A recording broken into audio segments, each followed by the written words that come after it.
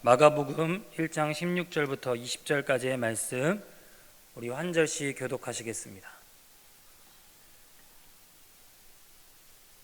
갈릴리 해변으로 지나가시다가 시몬과 그 형제 안드레가 바다에 금을 던지는 것을 보시니 그들은 어부라.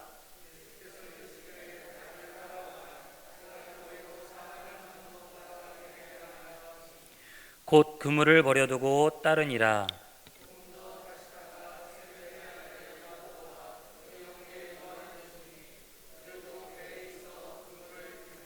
함께 읽겠습니다. 곧 부르시니 그 아버지 세베대를 품꾼들과 함께 배에 버려두고 예수를 따라가니라. 아멘. 수요일 저녁에 이렇게 뵈니 참 반갑습니다. 정말 2달 만에 이렇게 함께 예배할 수 있음이 기쁨이고 감사인 줄 우리가 믿습니다. 코로나 바이러스로 멈춰졌던 주중 예배가 이번 주를 기점으로 다시 재개됩니다. 온라인으로 예배를 빠짐없이 드리고 개인 영성의 시간들을 우리 성도님들 각자의 집과 사업장에서 가지셨을 것입니다. 그러나 실상 모여서 드리는 예배가 중단되고 나니 여러분 어떠셨습니까? 아마 우리 영성을 회복하는 데에도 적지 않은 시간이 걸릴 것 같습니다. 다시 심호흡을 하고 이런 비상시국에 원래대로 투표했던 것처럼 우리의 일상에서도 주의는 기울이되 원래대로 우리의 영성생활을 회복해 가면서 새로운 출발점에서 새롭게 시작하시는 우리 청계열린교회 성도님들 되시기를 축복합니다. 복음서 안에서 제자들은 참 독특한 위치에 있는 그룹입니다. 그들은 예수님께 나를 따르라라는 특별한 부르심을 받은 사람들이었습니다. 아무나 예수를 따라다닐 수 없었습니다. 누군가는 따라가고 싶어도 예수님께서 거절하셨고요. 누군가에게는 따르라고 했음에도 자기 재산과 자기 삶이 아까워서 따르지 못한 경우도 있었습니다. 그런 와중에 예수께서는 12명의 제자들을 따로 불러 세우시고 그들과 늘 동행하시며 예수께서 행하셨던 공생의 기간 행하셨던 거의 모든 것들을 보게 하셨습니다. 이 변화산 사건처럼 그들 중에서도 소수의 사람들만 볼 수 있게 하셨던 사건들 때문에 제자들은 아마 예수님의 공생의 시절에 가장 많은 특권을 누린 사람들이라고 할 수 있습니다. 게다가 수많은 군중에게 하셨던 말씀들을 따로 더 자세하게 더 풍성하게 풀어주시고 깨닫게 해주신 것 또한 여러분 그것은 비교할 수 없는 특권임에 틀림없습니다. 십자가의 고난도 가장 먼저 알려주셨죠. 그러다 보니 자연스럽게 그들에게는 특권만큼이나 다른 차원의 책임의식도 생기게 됩니다. 예수께서는 그들에게 계속해서 믿음을 요구하셨습니다. 그들의 믿음이 심화되고 견고해지기를 원하셨습니다. 그렇지 못할 경우에는 때로는 호되게 제자들을 혼내는 장면 또한 성경에서 등장하곤 합니다. 가장 많은 사랑을 받고 가장 많은 기적을 받기 때문에 끝까지 예수님을 따라가야 될 책임 또한 바로 이 제자들 안에 있었을 것입니다. 그러나 그 책임지는 자리에서 대부분의 제자들은 실패하고 십자가를 외면합니다. 이런 제자들의 모습은요, 우리에게 참 많은 부분을 생각하게 만들어줍니다. 우리는 흔히 제자들을 부르시는 장면을 보면서 이 제자로의 부르심이 목회자들이나 선교사들과 같은 풀타임 사역자들을 부르시는 아주 특별한 것이라고 생각하고 오해하기 쉽습니다. 우리 스스로가 전도자로서 사람 낚는 어부가 되어야 한다는 것은 여기 계신 청계열린교회 성도님들이라면 누구나 잘 알고 계실 것입니다. 그러나 우리 성도님들 한 분 한 분을 붙잡고 집사님은, 권사님은 예수 그리스도의 제자이십니까? 라고 단도직입적으로 여쭤본다면 예, 나는 예수님의 제자입니다 라고 쉽게 대답하기 힘드실 것입니다.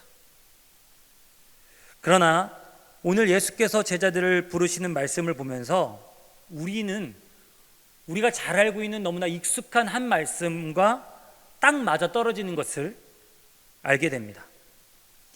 예수께서는요, 오늘 이 말씀 속에서 너희들이 반드시 사람 낚는 어부가 되어야 된다, 사람 낚는 어부가 되기 위해서 전도 훈련도 받아야 되고 하루에 몇 시간씩 전도도 해야 되고 이런저런 것들 다 챙겨서 할 거 다 해야 된다 라고 말씀하시지 않았습니다. 그저 예수께서 하셨던 말씀은 아주 단순하고 아주 명쾌하고 아주 분명합니다. 나를 따르라. 그러면 내가 너희를 사람 낚는 어부가 되게 할 것이다. 예수께서 되게 하시리라고 약속해 주신 것이죠. 그리고 그 말씀은 바로 이 말씀과 참 많이 닮아 있습니다. 우리 사도행전 1장 8절 말씀 우리 화면을 보시면서 함께 읽겠습니다. 시작. 오직 성령이 너희에게 임하시면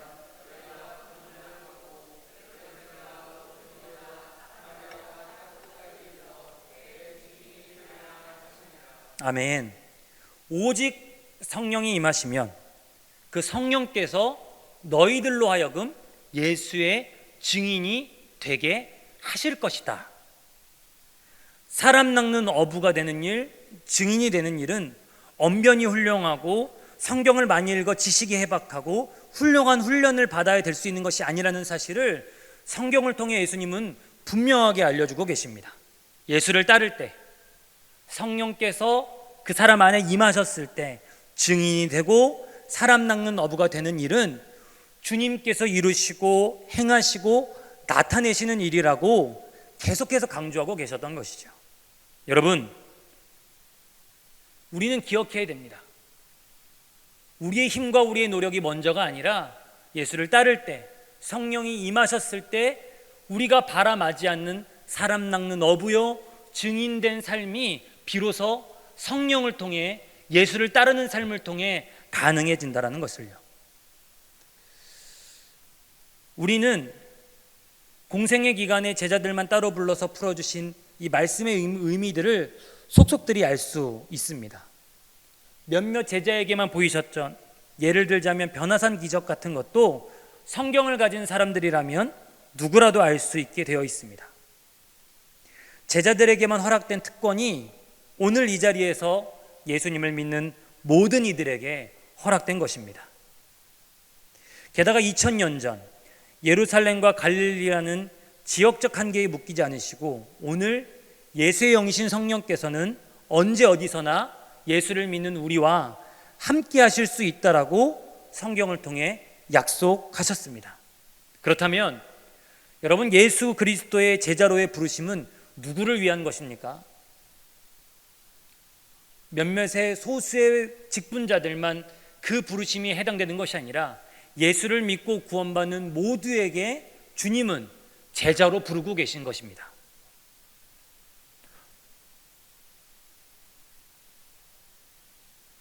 제자로의 부르심은 예수를 믿는 모든 이들의 허락된 특권이자 책임인 것이죠. 우리가 다시 예수 그리스도의 제자로 부르셨다는 사실들을 기억하면서 우리가 무너져 있었고 넘어져 있었던 삶의 자리를 수스리고 사람 낚는 어부로서의 사명을 다시금 붙잡아야 될 줄 믿습니다. 이제껏 멈춰 있었던 우리의 영성 생활을 다시 한번 새롭게 시작하면서 내가 단순히 교회 문지방만 밟고 다니는 사람들이 아니라 잠깐 교회 사역하고 말아버리는 것이 아니라 마치 풀타임 사역자처럼 우리의 전 인생이 예수를 따라가고 예수를 닮아가는 제자로 부르셨다는 사실들을 우리가 기억하고 믿고 나아가는 우리 청계열린교회 성도님들 되시기를 축복합니다. 제가 한참 한 5, 6년 전에 중고등부 사역을 할 때였습니다. 선생님들과 함께 일주일에 한 번씩 주먹밥을 만들어서 이 학생들 등굣길에 나갔던 적이 있었습니다. 중고등학생들 밥도 못 먹고 학교 갈 것이 뻔하니까 교사들과 사비를 털어서 목요일마다 아침에 주먹밥 만들어서 주먹밥 전도를 한 거죠. 처음에는 쭈뼛거리고 의심의 눈초리로 아이들이 쳐다보다가 한 번 입소문 나니까 나간 지 10분 15분 만에 막 애들이 정말 개미같이 몰려들어서 가져가더라고요. 그러더니 한 몇 달 지나니까 왜 주냐고 교회에서 나왔다니까 어느 교회냐고 아이들이 묻기도 하고 몇몇하고는 인사도 하고 안면도 트면서 점점 이 주먹밥 전도하는 재미를 보기 시작했습니다. 한참 불이 붙다 보니까 이제 목요일만 할 게 아니라 화요일도 해서 학교 한 군데 하지 말고 두 군데를 하자라고 선생님들하고 이야기하고 진행하자고 막 해서 나갔을 때 아니나 다를까 메르스가 터졌습니다. 몇 달 동안 꾸준히 해오던 게 하루아침에 물거품이 되더라고요. 생각해 보시면 여러분, 메르스는 사실 지금 정도도 아니었었습니다. 굉장히 소수의 사람들만 걸리고 병원 안에서만 조금 위험했었던 것이죠. 그러나 그렇게 되니까요, 학교 측에서 나와서 원천 봉쇄를 하더라고요. 이거 하지 마시라고. 직접 만드는 거 위험하니까 초코바로 바꾸고 다른 걸로 바꿔도 마찬가지였습니다. 코로나 사태가 터지고 나니까 그때 생각이 났습니다. 현재 우리는 제자로 부르셔서 사람 낚는 업으로 살아가야 되는 이 상황이 이전보다 결코 녹록지 않아졌음이 분명해졌습니다. 이전에도 참 전도하기 어렵다고들 했습니다. 그러나 이런 대형 전염병이 터지고 나니까요, 우리나라 전반에서 아시다시피 사회적 거리두기가 시행되고 사람들은 다 하나같이 모르는 사람들과의 대면 접촉을 가급적 피하기 시작했습니다. 게다가 뉴스 보셔서 아시겠지만 이건 정말 신천지 사태입니다. 신천지 때문에 경북 지역으로부터 전국에 확산되고 나니까 기독교와 신천지를 구분할 필요도 구분할 이유도 갖지 않았던 일반인들 보기에는 일반 교인들도 더욱 의심의 눈초리로 보기 시작한 것이죠. 정말 전에 없는 상황입니다. 더욱 전도의 문이 막힌 것 같은 답답하고 막막한 상황입니다. 이럴 때 여러분 어떻게 해야 될까요? 우리의 해결책은 언제나 그랬듯이 성경의 대전제로 돌아가야 될 줄 믿습니다. 교회와 그리스도인들이 고비고비 어렵고 막중한 상황 속에서 예수님의 말씀은 언제나 변함 없었습니다. 나를 따르라.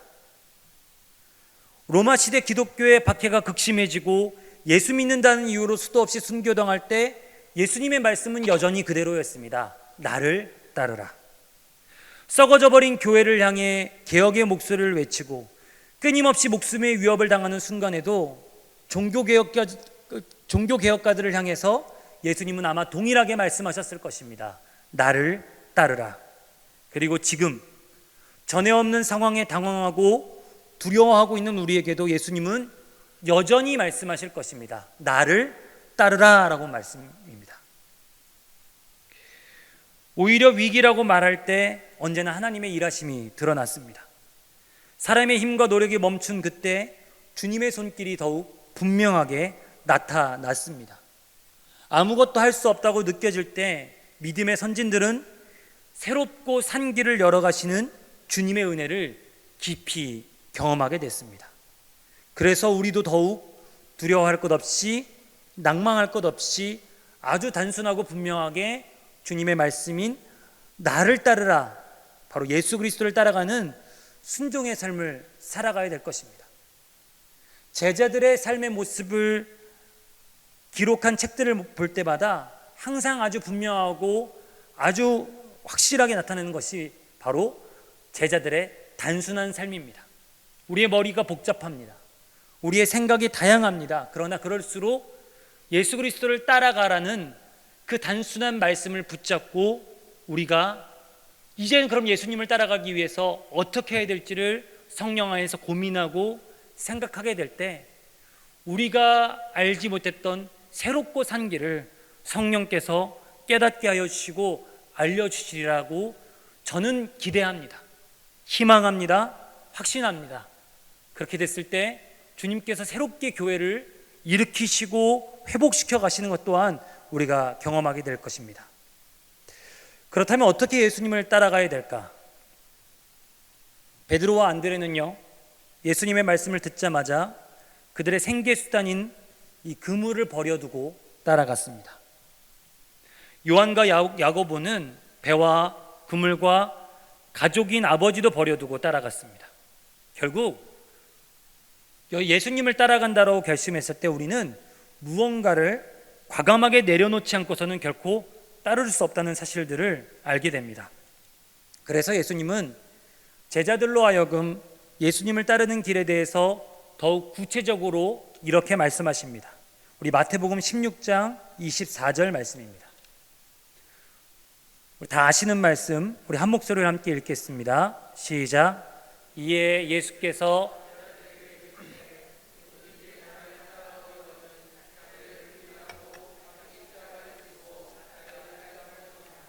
아멘. 자기를 부인하고 자기 십자가를 질 때야 비로소 주님을 따르는 삶이라고 말씀하십니다. 우린 이 말씀 너무나도 잘 알고 있습니다. 그러나 좀처럼 구체적으로 자기를 부인하고 자기 십자가를 진다는 말의 의미가 무엇인지 모를 때가 참 많이 있습니다. 때로는 이 말씀 자체가 너무 부담스럽게 느껴져서 자기 십자가를 제자들처럼 외면해 버릴 때도 참 많이 있습니다. 구체적으로 어떻게 부인하고 어떻게 십자가를 져야 되는지, 어떤 십자가를 져야 되는지도 모릅니다. 어부였던 제자들은 그물을 버려뒀고 아버지를 뒤로했지만 예수를 따르는 각자가 내려놓고 부인할 것은 참 오늘날 더욱 다양하기 때문입니다. 누군가에게는 그것이 평생의 신앙의 경험일 수도 있겠습니다. 누군가는 자신의 지식과 지혜일 수도 있겠습니다. 어떤 사람은 시간, 어떤 사람은 인간적으로 붙잡고 있었던 걱정과 염려일지도 모르겠습니다. 우리 안에 평생 해결되지 않는 기도 제목들이 있습니다. 그것을 내려놓으라고 주님 말씀하실지도 모르겠습니다. 우리 안에 정말 뿌리 깊게 내린 상처들이 있습니다. 그것을 내려놓으라는 말씀으로 누군가에겐 다가가기도 합니다. 어떤 이들에겐 자녀일 수도 있겠고요, 어떤 이들에겐 배우자일 수도 있겠습니다. 너무나도 사랑하는 가족들, 참 내려놓고 십자가 지기 어렵습니다. 습관적으로 반복되는 죄와 쓴뿌리, 우리의 연약함은 주님을 따르기 위해서 반드시 성령 안에서 내려놔야 할 것들입니다. 자기를 부인하고 자기 십자가를 지고 주님을 따르는 일은 이처럼 때로는 평생의 과제이기도 하면서 때로는 순간순간 우리의 삶에 내려야 될 결정이기도 합니다. 때로는 우리가 사랑하는 것이기도 하고 우리가 꿈꿔오시던 비전이기도 합니다. 그래서 이 복잡다단한 현대 사회를 살아가면서 우리가 무엇을 부인하고 어떤 십자가를 져야 될지 우리는 때로 헤맬 때가 참 많이 있습니다. 근데 저에게 이 의미가 무엇인지를 조금이나마 알게 해줬던 한 영화가 있습니다. 목사가 성경 읽고 은혜를 받아야 되는데 영화를 보고 은혜를 받았습니다. 내겐 너무 사랑스러운 그녀라는 잔잔하고 따뜻하고 재미없는 영화입니다. 미국의 작은 마을에 라스라는 한 청년이 살고 있었습니다. 이 청년은 어릴 적 부모님을 잃고 형과 함께 자랐는데요, 소심하기도 하고요, 낯도 가리지만 참 따뜻하고 교회에도 꾸준히 다니는 청년이었습니다. 그런데 이 청년이 하도 혼자 있고 우울증에 걸려 있고 혼자 이렇게 집에 틀어박혀 있는 걸 좋아하다 보니까 이상한 증세가 나타나기 시작했습니다. 사람 크기의 마네킹 인형을 실제 살아있는 자신의 여자친구라고 착각하고 생각하기 시작한 것입니다. 작은 동네에서 소문이 날 대로 났습니다. 무엇보다도 라스를 사랑한 이 형네 부부는 근심이 이만저만이 아닙니다. 그래서 교회 목사님과 동네 어른들에게 도움을 요청하는 한 장면이 함께 화면을 통해 보시겠습니다.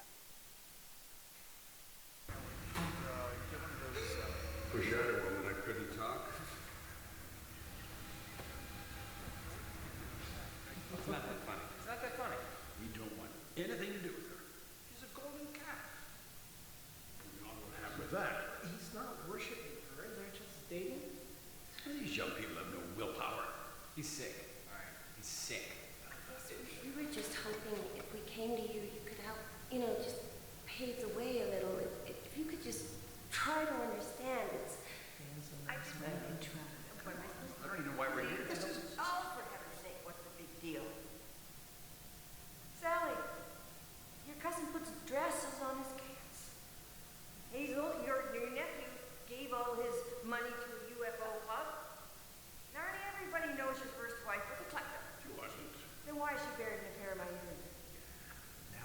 That's enough. These things happen. Lars is a good boy. You can depend on me. Thanks, Sister. Well, he's not bringing her to church now, is he, Brother Buck? Well, the question is, as always, what would Jesus do?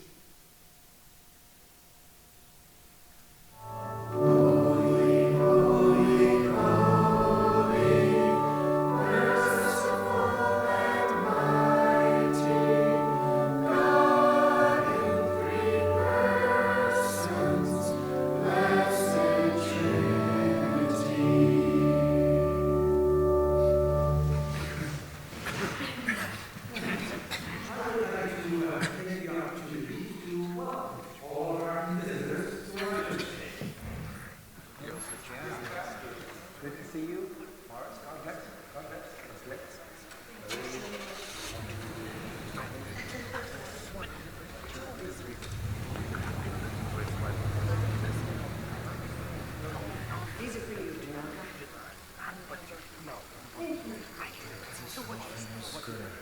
네, 여기까지 보여주시면 되겠습니다. 예수님이라면 어떻게 하셨을까? 동네 목사님이 던진 이 질문 앞에서 동네 사람들은 의심과 혐오의 눈초리를 거두고 라스의 인형, 애인인 이 비앙카를 그때부터 진짜 사람처럼 대해주기 시작합니다. 동네 옷가게에 알바시킨다고 마네킹으로 세워서 옷을 입히기도 했고요. 그리고 실제로도 알바비를 줍니다. 유치원에서 아이들 동화 읽어주는 일도 시키고 그 비앙카를 인형을 앉혀놓고 다른 분이 대신 읽어주기도 합니다. 동네 의사 선생님은 이 다리가 불편해서 휠체어에 앉아있는 비앙카를 치료한다라는 명목으로 라스를 개인적으로 상담해주고 그의 내면에 쌓여있던 상처들을 치료해주는 일도 합니다. 그 모든 시작이 바로 어디서부터 시작했느냐? 예수님이라면 어떻게 하셨을까? 동네 어느 누구도 라스에게 너 정신병이야, 네가 데리고 있는 저 비앙카는 사람이 아니라 인형이야 라고 말하는 사람 단 한 사람도 없었습니다. 그리고 그 비앙카는 그 동네에 굉장히 핫 이슈가 됩니다. 그랬더니 라스가 스스로 비앙카가 병에 걸려서 죽어간다라고 생각하기 시작합니다. 그리고 가만히 있던 인형이 죽었다고 슬퍼하자 동네 사람들은 정말 정성스럽게 비앙카의 장례식까지 치러줍니다. 그렇게 예수님이라면 어떻게 하셨을까라는 질문으로 온 마을 사람들이 예수님의 길을 따라 라스를 사랑하니까 라스는 자신이 가지고 있었던 상처를 스스로 벗겨냈고 정말 이제는 실제 사람을 만나고 귀한 새로운 삶을 시작하게 되었습니다. 예수님을 따라간다라는 것, 자기를 부인하고 자기 십자가를 진다라는 것이 우리가 무엇인지 참 어려울 때 우리가 멈춰서서 생각해야 될 단 하나의 질문, 예수님이라면 어떻게 하셨을까? 그 질문에서 우리가 제자된 삶이 새롭게 시작되리라 기대합니다. 말씀을 매듭 짓습니다. 참 전에 없는 상황입니다. 아마 이 사태가 진정된 이후라도 우리는 전과는 비교할 수 없이 사람들이 겪게 되는 혼란과 상실, 고통을 마주할지도 모르겠습니다. 그러나 위기의 순간이기에 더욱 그 해답이 이 단순한 주님의 가르침에 있다라고 확신합니다. 제자로의 부르심이 다른 누군가가 아닌 바로 나를 향한 부르심인 줄 알고 다시 새롭게 예수님을 따르기로 결단하는 우리 청계열린교회 전도자들 되시기를 소원합니다. 어떻게 예수님을 따라야 될지, 스스로 자기를 부인하고 자기 십자가를 진다는 것이 무엇인지 모를 때 이 영화에서처럼 잠시 멈춰서서 예수님이라면 어떻게 하셨을까 스스로에게 묻고, 그렇게 따르기 힘들 때에 우리 안에 계신 성령의 도우심을 따라 믿음과 순종의 발걸음을 내딛는 진정한 제자들, 이 어두운 세상 가운데 빛과 소금의 역할을 감당하는 주님의 제자들 되시기를 주님의 이름으로 축복합니다. 기도하겠습니다.